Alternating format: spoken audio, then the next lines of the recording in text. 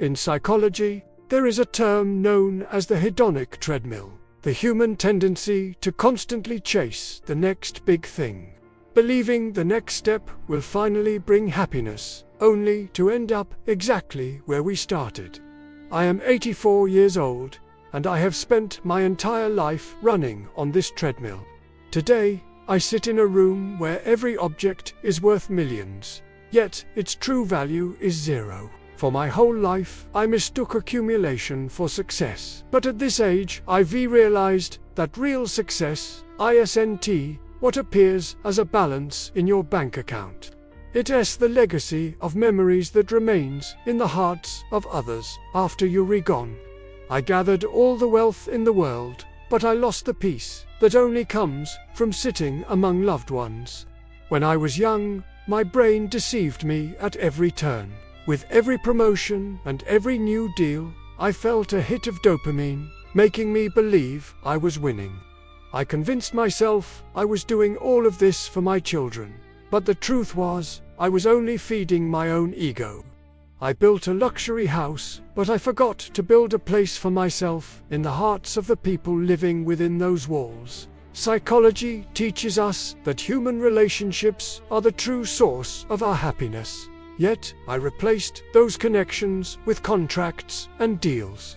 I promised my wife the finest diamonds in the world, but all she ever wanted was my time and my attention. I gave my children expensive toys, but what they really needed was my presence. Today, I have every facility the world can offer, but not a single ounce of comfort. You, who are listening to this, might be on the same path, thinking that just a little more money will finally make you whole. But remember, graveyards are full of wealthy people who never actually started living because they were always waiting for tomorrow. True motivation isn't about working harder to get richer. It's about stopping today to ask yourself, is your career slowly suffocating your relationships? If your success is making you lonely, then it isn't success, it's a gold-plated trap. Protect your time, because time is the only asset you cannot buy back, even if you offer billions in exchange. I sit alone in this silent palace today, realizing that I spent my life improving my standard of living, while completely ignoring my quality of life. Objects can find replacements, but people never can. Before your retirement trophy starts gathering dust in some old cabinet, return to your people. Because in the end, you won't remember the deals you closed. You will only remember the smiles you shared. There is a psychological phenomenon known as emotional adaptation, where people eventually stop waiting for what never arrives. They simply learn to function without it. As the years turned into decades, I didn't realize that my family was going through this very process. I thought I was the sun around which their world revolved, but in reality, I had become a distant moon cold, far away, and unnecessary for their daily warmth. I remember coming home late one night, my briefcase heavy with a contract that would secure our lives for a century, only to find the dinner table cleared and the house silent. I realized then that they hadn't saved a seat for me, not out of anger, but out of habit. They had optimized their lives for my absence. My wife had developed a circle of friends I didn't know. My children had inside jokes I wasn't part of. They had a rhythm of life that moved perfectly fine without my heartbeat. This is the ultimate psychological tragedy of the workaholic. You think you are the pillar holding up the roof, but you are actually just the shadow moving across the floor. I had provided the safety, but I had failed to provide the security that comes from knowing you are loved more than a deadline. By the time I finally arrived and announced that I was ready to be a father and a husband, the positions had already been filled by my absence. My children looked at me with polite respect, the way you look at a distant relative or a generous benefactor. But the intimacy, that raw, unfiltered connection, was gone. I had missed the critical periods of their development. Those psychological windows where trust and bonding are permanently wired. You cannot outsource fatherhood and expect to collect the dividends of love later.